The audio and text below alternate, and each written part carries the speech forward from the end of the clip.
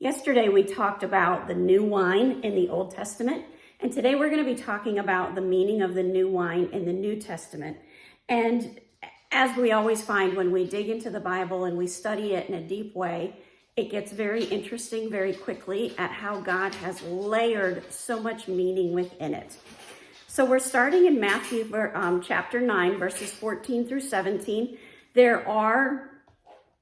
This is recorded also in Mark and I believe Luke as well, that Jesus said this. And this is a point where the disciples are being questioned about why they don't fast.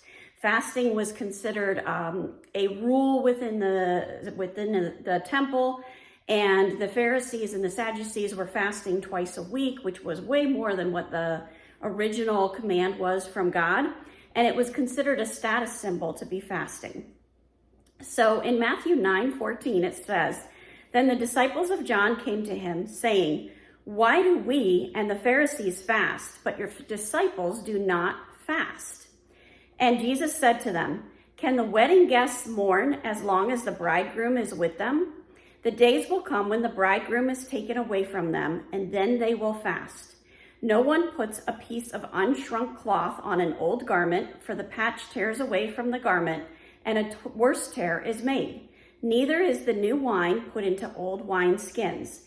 If it is, the skins burst, and the wine is spilled, and the skins are destroyed. But new wine is put into fresh wine skins, and so both are preserved.'" Now here Jesus is giving us three illustrations to basically tell us the same thing. He's saying, my disciples are not fasting because right now I'm with them. Right now I am that new wine. Right now I am providing for them. They don't need to fast because I'm right here with them. So as we look at the historical context of this, clean water was very difficult to come by. The majority of what they drank to stay hydrated was wine because water was so hard to come by. And because of this, the new wine would continue to ferment after it was made. And this gas would come off of it inside of its container. And if it was not a new wine skin, the old wine skin would just split open and the wine would fall all over the ground, making it very wasteful. So you had to have that new wine skin so it was strong enough to hold during that fermentation process. This new wine represents a few things. First of all, it represents that covenant of grace.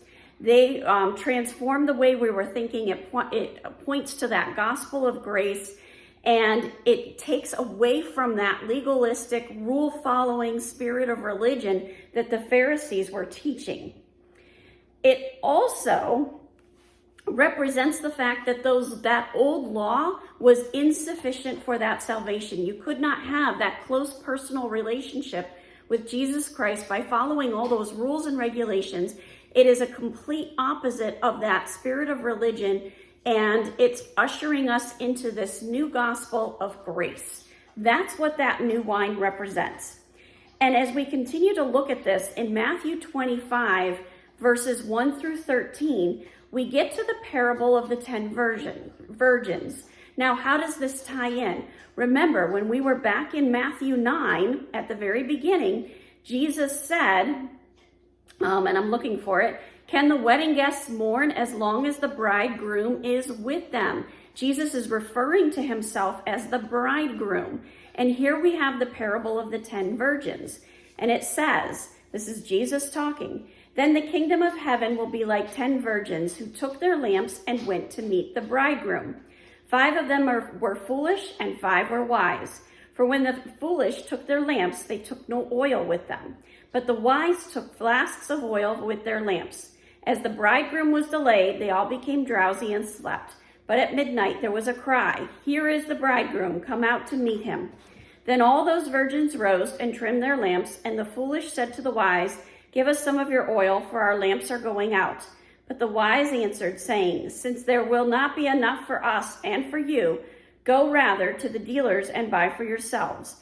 And while they were going to buy, the bridegroom came, and those who were ready went in with him to the marriage feast. And the door was shut. Afterward, the other virgins came also, saying, Lord, Lord, open to us.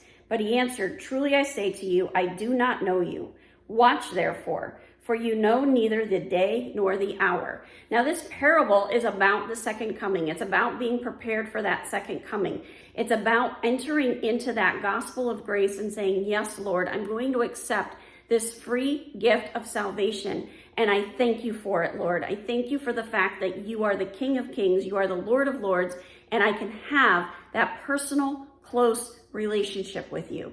That is why the new wine is so significant. Have a wonderful day. God bless, and keep walking the walk.